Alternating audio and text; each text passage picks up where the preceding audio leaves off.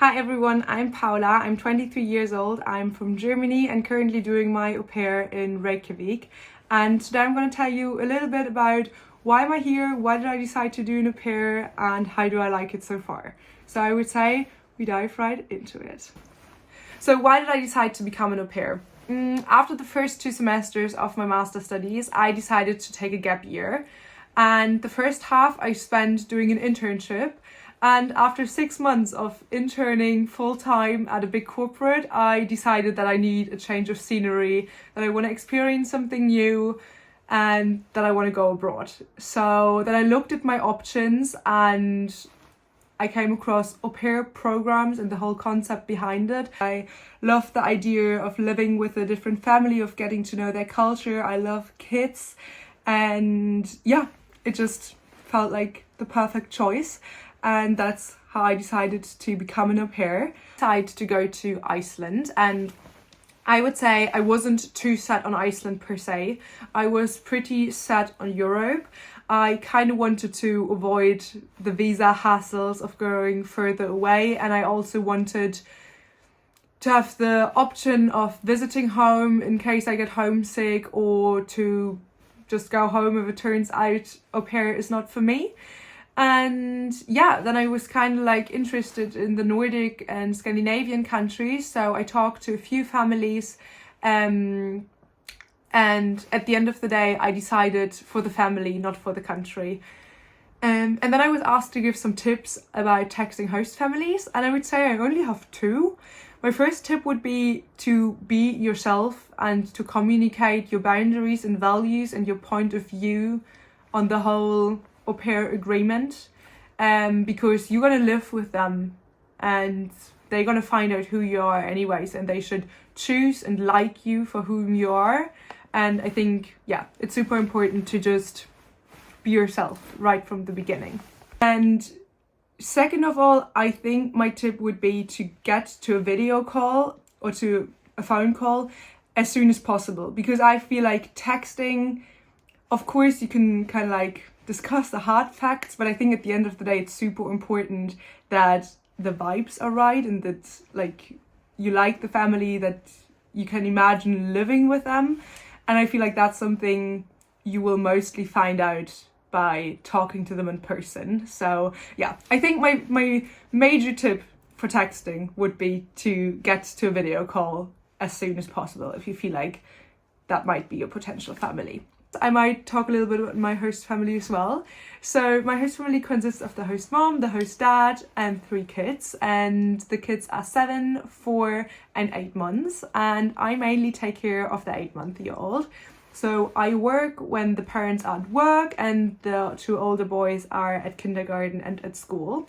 So I'm mostly home alone with the little baby boy. And honestly, taking care of a baby wasn't something I knew I wanted to do in advance. I was just looking a bit at the host families independent of the kids' ages, kind of. But now I feel like it couldn't have been a better fit, because I feel so honored watching him grow. He is so cute and so fun, and it's just amazing. He learns so quickly, he grows so incredibly fast, and it's just such a precious stage to take care of a baby, and I feel really honored to do that. And he has grown so incredibly close to my heart already. Don't even want to think about how I'm ever going to say goodbye to him. And then of course I also want to talk a little bit about what it is like to be an au pair in Reykjavik. And I would say it is an amazing country to go to as an au pair. First of all, in Reykjavik, the au pair community is huge. So many families have au pairs, many friends of my host families have au pairs, so that was an easy way to connect with others. And then there are large WhatsApp groups, Facebook groups, and it's because it's such a small city, it's so easy to meet, and it has been really easy to connect. And I think that's something that is so nice and should be part of the au pair experience, to connect with other au pairs and to make new friends. And in Iceland you definitely have the best of both worlds. You have Reykjavik, the city, where you can go to museums, coffee shops, art exhibitions, bars, and then you have the rest of Iceland where it's just all beautiful nature. I've done a glacier hike, I've done a few road trips to waterfalls, to glaciers, and that has been just incredible and yeah, beautiful to see.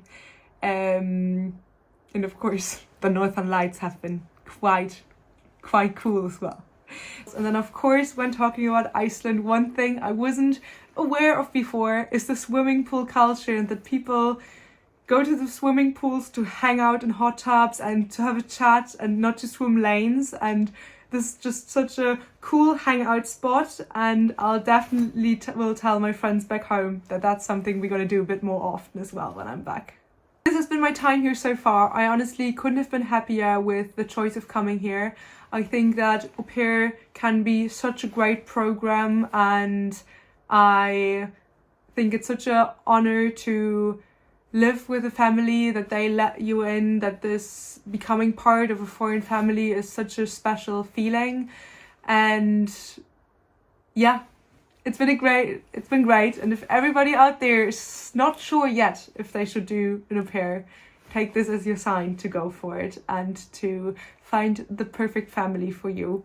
And yeah, I wish you all the best. And if you were an au pair in Iceland, hit me up. We should go to the swimming pool and go get some ice cream. And if you have any other questions about what it's like being an au pair or interested in becoming an au pair in Iceland, definitely text me on Instagram.